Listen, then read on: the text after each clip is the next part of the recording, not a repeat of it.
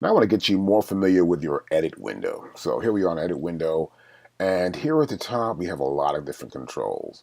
For example, here's mode. These are my zoom controls. These are my tools right here. My counter section, my nudge and grid values. This is my transport section right here.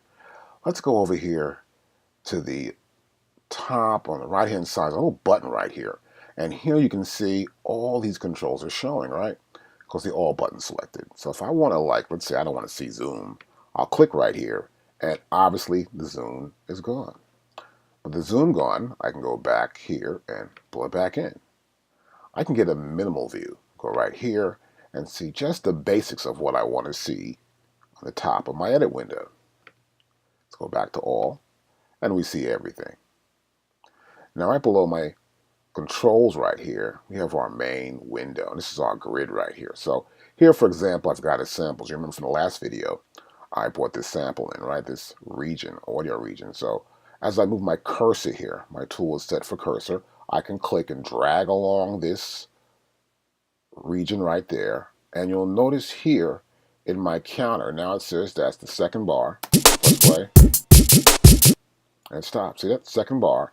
And this is the length of it. That's one measure from measure 2 to measure 3. And we can see it right here. Also, our cursor position is right here. Let's move my cursor here. We see where the cursor is at, right? Now, there are a lot of windows here that are opened up. For example, on the left-hand side, we can see I have tracks right here, right? This is my track section here. And right here are the groups.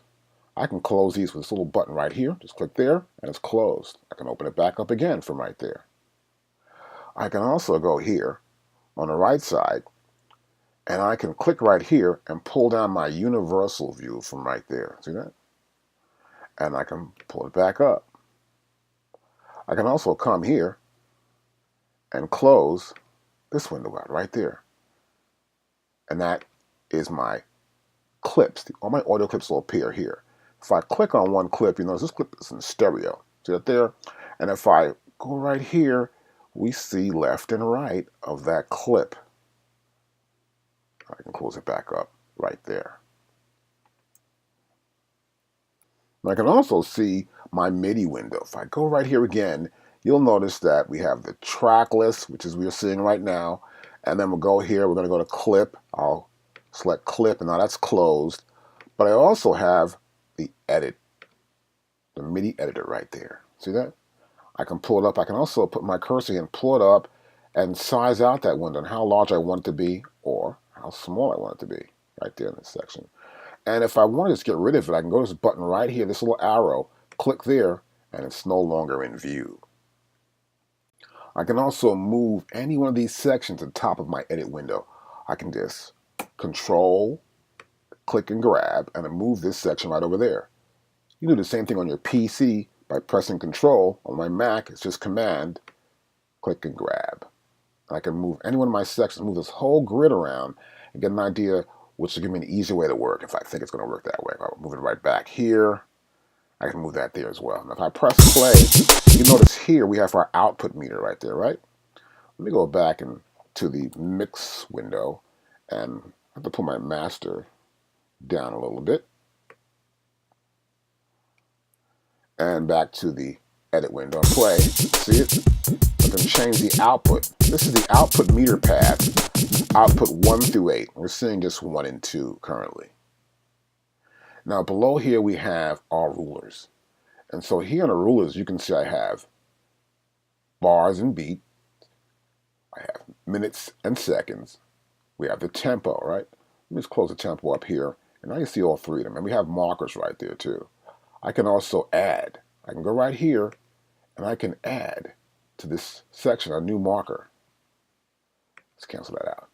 I can also go right here to my rulers menu and pull it right up here. And you'll see we have other rulers we can use in Pro Tools. For example, we have time code 2. Here's feet and frames. Just click on and bring them into the view for our rulers. I can also view the meter.